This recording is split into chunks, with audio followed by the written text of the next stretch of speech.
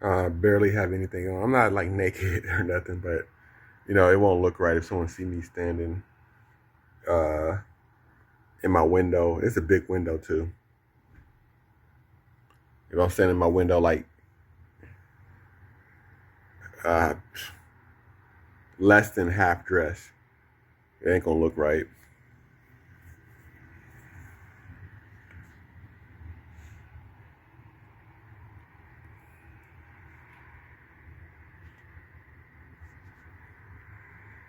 Well, I still got my IDP, my international driver's permit, so it's still good until like August 21st.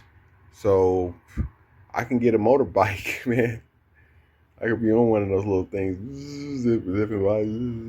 But where I live, where I'm going to be living, and where I work is going to be real close, so it's not really like a issue.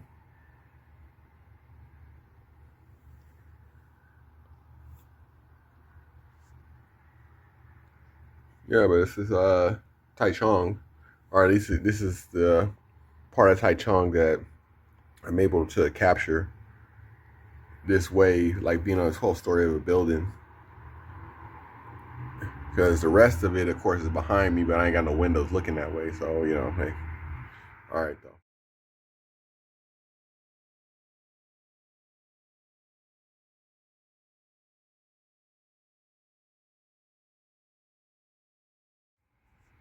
All right, so I'm still up here. I'm going to be leaving in a few minutes, but, I'm just enjoying the view. I'm on the 12th floor of my hotel. I'm just sitting up here being creepy, recording everything from above. Just like, I don't know why they got this bar right here. Like, this is crazy. I don't know what it's there for exactly. But anyway, yeah. I'm just like looking. So somewhere in this area, I know I'll be living. My apartment is somewhere over here. Like I said, I can't see behind this building. There's no window over that way. So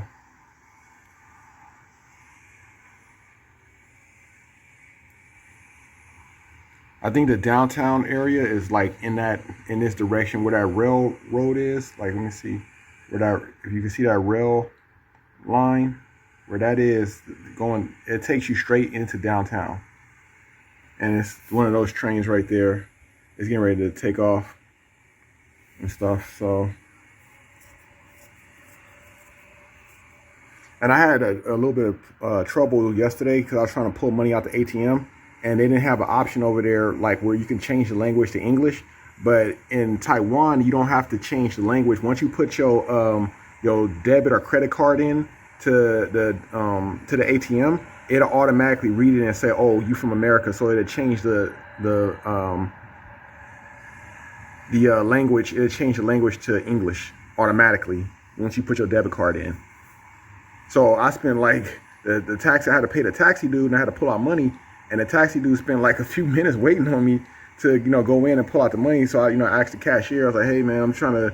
He couldn't speak English, so we trying to figure this out. But he was just like, "Okay, just he told me like gesture to me to put the debit card in, just put it in." And so I put it in, and then it just changed from Chinese to English, and I was like, "Oh crap!" So then I was able to pull out money, but you only could pull out 20,000 new Taiwan dollars, or NTD. You can only pull out 20,000, I think, a day. So just be mindful of that, because I was trying to pull out 40,000. Which that's a lot of money. 40,000. Well, not.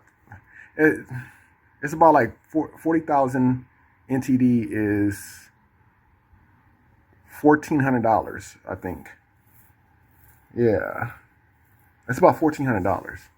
So yeah, I was trying to pull out that much just so I could have all the money for my first, second, last month rent, and and then you got to pay a half amount or something. But anyway, it's gonna come up to about like $1,500. So I was trying to have all that money on hand, and then I had to pay the taxi guy. I gave him a little bit of a tip. You don't have to tip out here. I gave him a bit of a tip because he was waiting on me and stuff like that. He didn't expect it, and I just said, "Hey, here you go, man."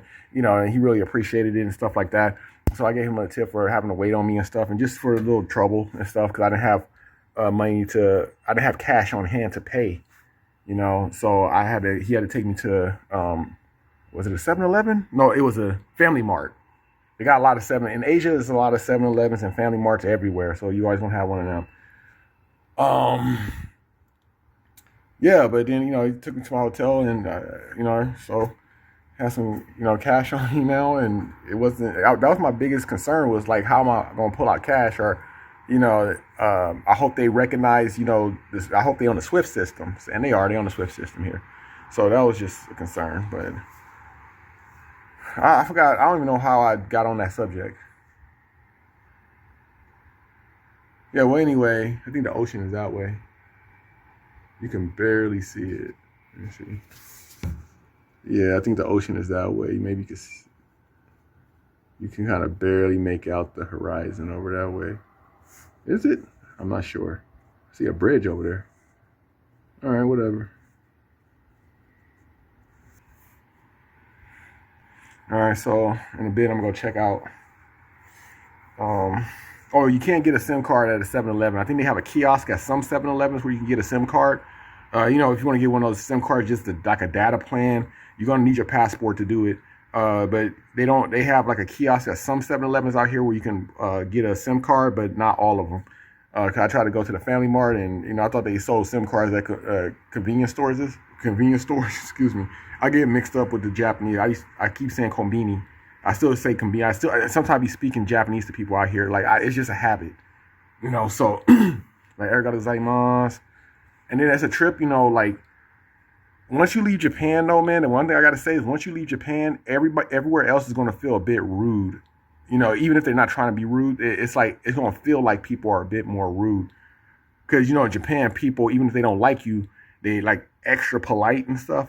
Well, you go other places, of course, it's not like that. Like United States is one of them, definitely. Anywhere else, it's gonna feel less polite. It's just an observation or something that I detected, something that I picked up. So yeah, it's a trip, man. All right, so I'm gonna stop recording now. Later.